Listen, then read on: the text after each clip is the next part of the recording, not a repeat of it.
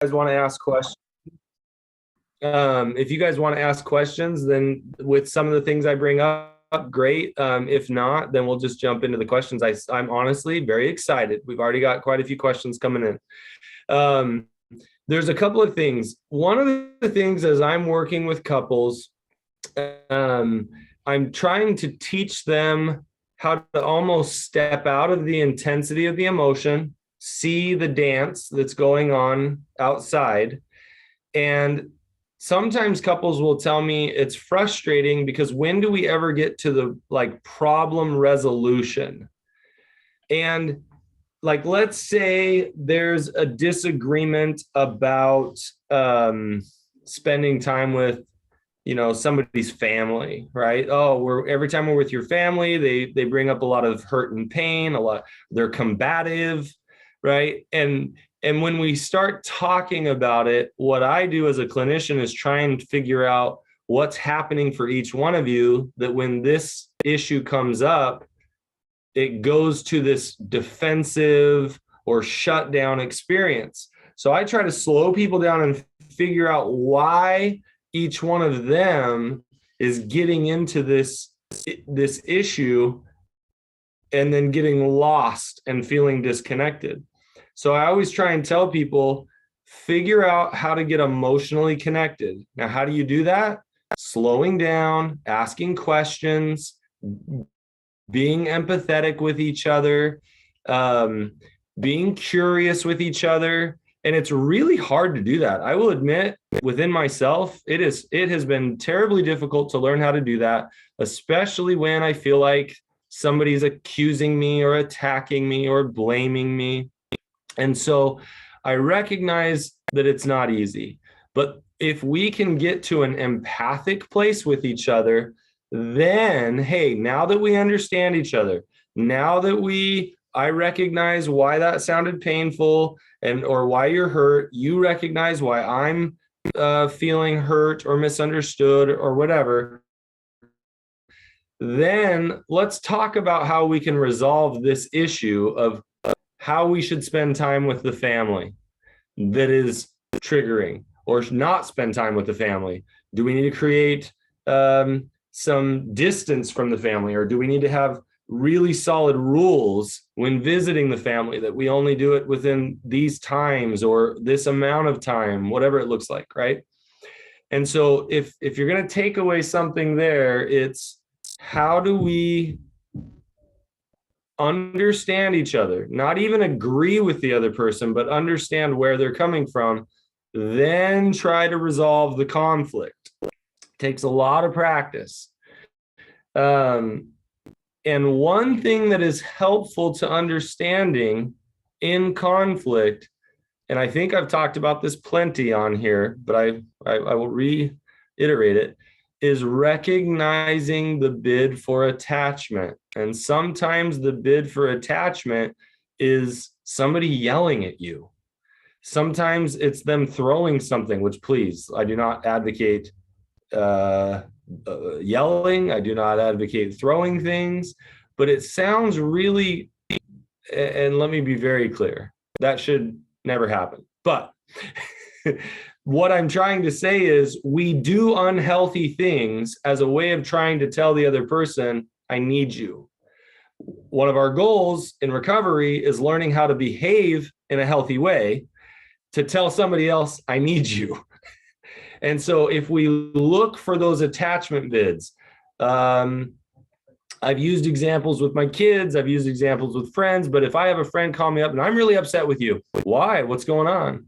You don't call me enough. Okay. Right. That, even though that's maybe not the most effective way to let me know, I'm recognizing that this is my friend trying to be vulnerable and let me know that he wants to be close to me. Even if he's blaming me for our distance and it may not be accurate, it really is an attachment bid. And now I can slow down and not take it personal and then try to figure out how to work it out and connect and then resolve the issue. So there's my teaching piece. We have a bunch of questions, but Scott, you might have some more. Oh, you got a cat, but you're on mute. I said, is this a bid for attachment? When he hears voices, he comes and gets in my face. That is a bid for attachment. Yeah. So you talked about we need to understand where they are coming from, and then we can talk about the issue itself. So let's say you and I are in relationship, and I find your parents intolerable, or whatever, and so every time we go over there, I'm miserable, right? And the issue is I don't want to go over there anymore. So, and I'm angry because we just made dinner plans with them. So where am I likely to be coming from? I mean, what is it that you need to understand about where I'm coming from, and what is it that I need to understand about where you're coming from? I mean, how does this process work?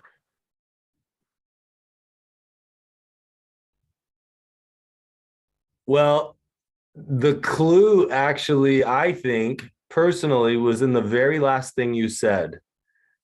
And I just made dinner plans. Okay. Because because now that's the piece that I'm going to, now I realize, and this is going to sound, hopefully it doesn't sound conceited, because it really isn't, but I have a ton of practice at this. I realize that it's so hard to figure out what we actually need to focus on when we get in a conflict, because I might say, well, when are you just going to understand that my parents don't mean any harm? And yeah, they're total imbeciles, but if you really cared about me, you'd suck it up and we'd figure it out and spend the time we need with them and then move on, right? That would be absolutely the wrong thing for us to try and approach. Now, if I don't understand where you're coming from in that regard, I might say, hey, you know what? I know we've talked about this a bunch. You know that I don't find, maybe I don't find my parents particularly enjoyable, but I do love them. And I would like to show them some attempts at connection. And it's about all I can handle. Let's just do dinner. So help me understand like what's going on for you there, right? But what I think in hearing you say that is, hey, it sounds to me like the most painful thing that just happened was that I know how much you dislike it. And so I've caused you pain instead of talking with you about it, figuring out maybe a solution or something together, or me even deciding to do it on my own and not now making you look like the bad guy, that I've just gone ahead and done this without your consent. And now you feel torn. You want to support me, but you also don't want to have an intolerable situation with them. And so am I hearing you right that what's most frustrating to you is that I made plans without talking to you, and that feels painful? I just want to say you're really good at this. You literally made me feel better. And this isn't even a real situation. But and you also picked out the bit that in all of that I didn't realize was hurting the most, or would be hurting the most, is you just dragged me into a situation that I don't want to go to without consulting me. If you had called me before you made the plans and said, hey, my parents really want to have dinner, I want to show them some love, can you suck it up for one day and go? I probably would say yes, or you could say, or maybe I'll schedule it on your bowling night. And I would say, oh yeah, even better. But right. You can only get away with that so many times, but yeah. Yeah. Okay. Right.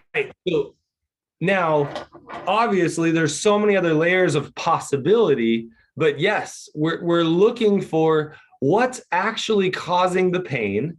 How can I acknowledge that and honor it? Even if I don't agree, even if I'm like, hey, I meant no harm. I wasn't trying to injure you. I know you care so much about me that you're willing to go anyway. I didn't think it was important for me to call and ask permission, right? Because we do this for each other, right? But instead of me trying to explain to you why you shouldn't be upset, I'm going to just lean into, hey, you know what? If I understand it, this is why you're upset. And I don't blame you. I'd be upset too.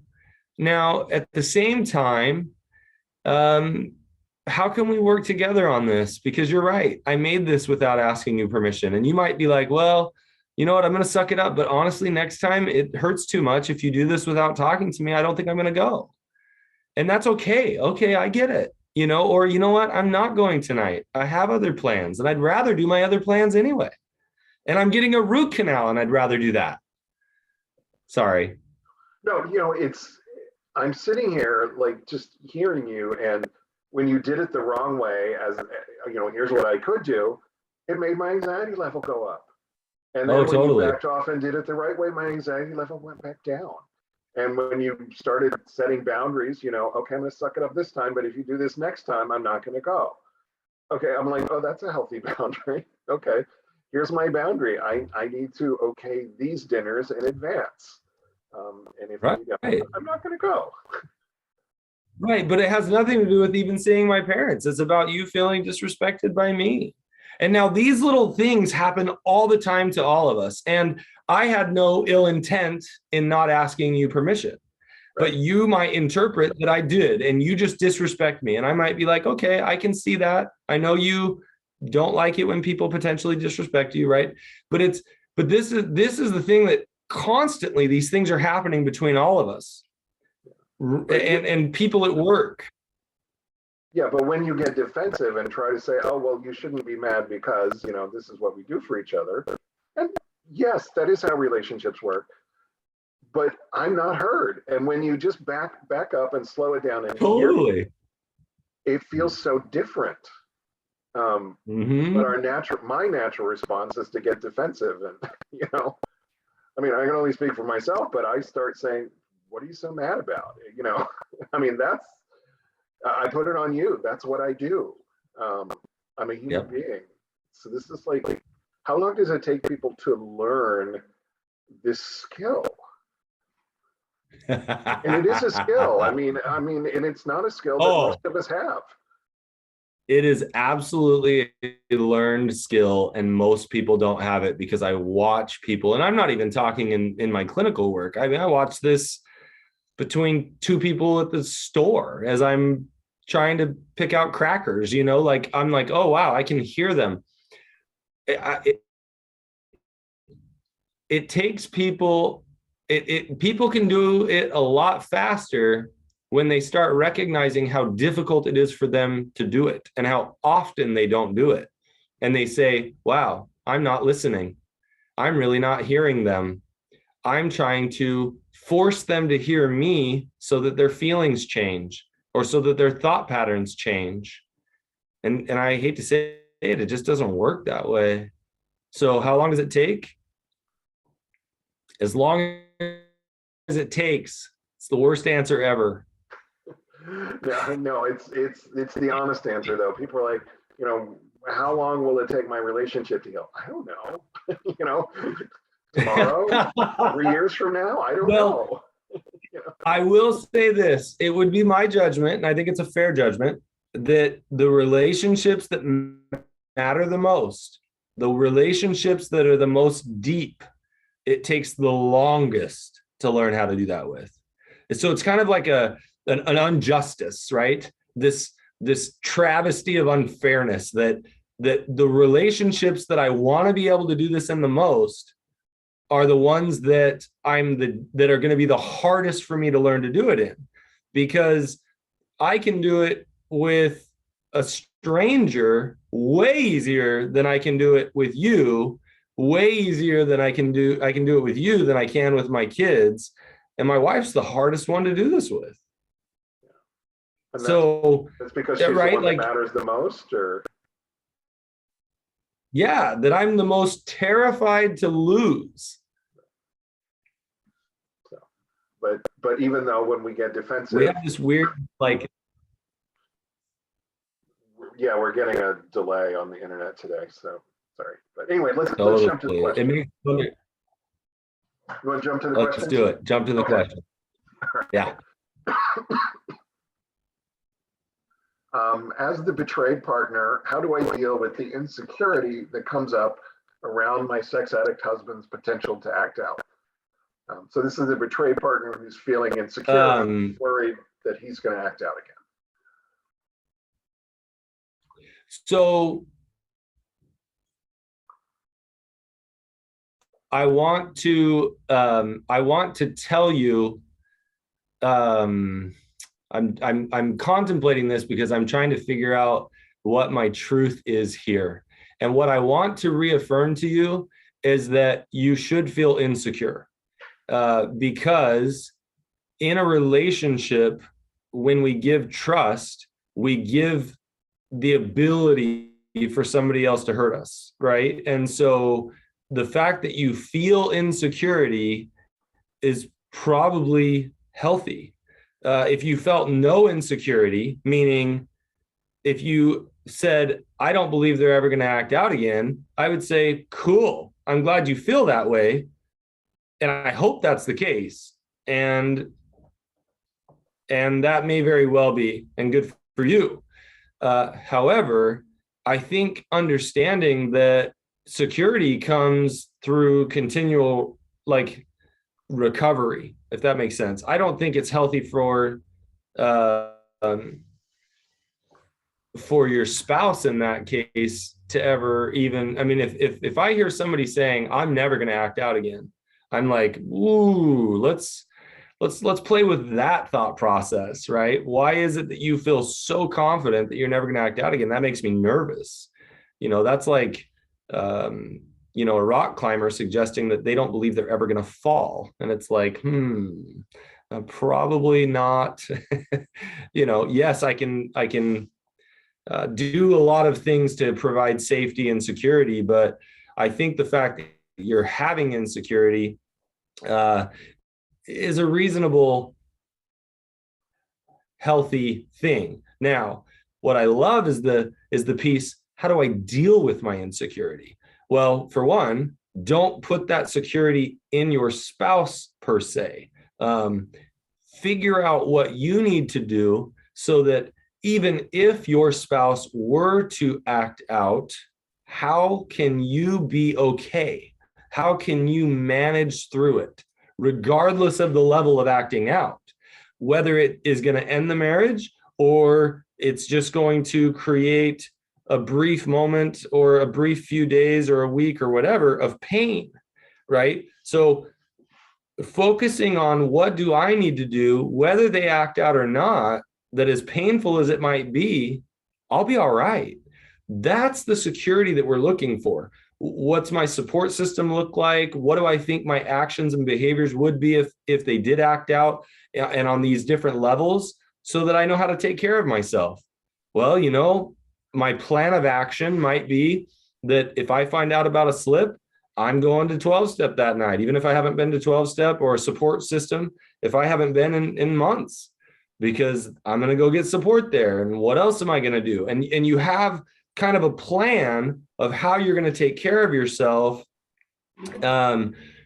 because you know that security is going to come from within, while you have faith and hope that they will do their recovery so that they don't act out. If you want me to get more specific, I probably could on some different tools you could use, but I would say that would be my answer. Something that I've found is helpful, and I've talked about this before. One of the things that has helped me to learn to feel more secure is practicing meditation. And I think I've talked about a book I really like by Thich Nhat Hanh called You Are Here. And it's all Buddhist philosophy. And I love the Buddhist philosophy around surrendering and letting go of all the things you and I can't control. I think that is so helpful to feeling more secure, because you recognize that security does not come from trying to control somebody else's behavior. So, Scott, anything else you want to add on or comments there? Well, I'm kind of thinking like this is the primary work that betrayed partners do as part of their recovery after a betrayal, is figuring out how can I be safe? How can I be okay no matter what? And there's always that fear when somebody's betrayed you, there's before the betrayal, there's after the betrayal. I mean, the trust is never going to be the same.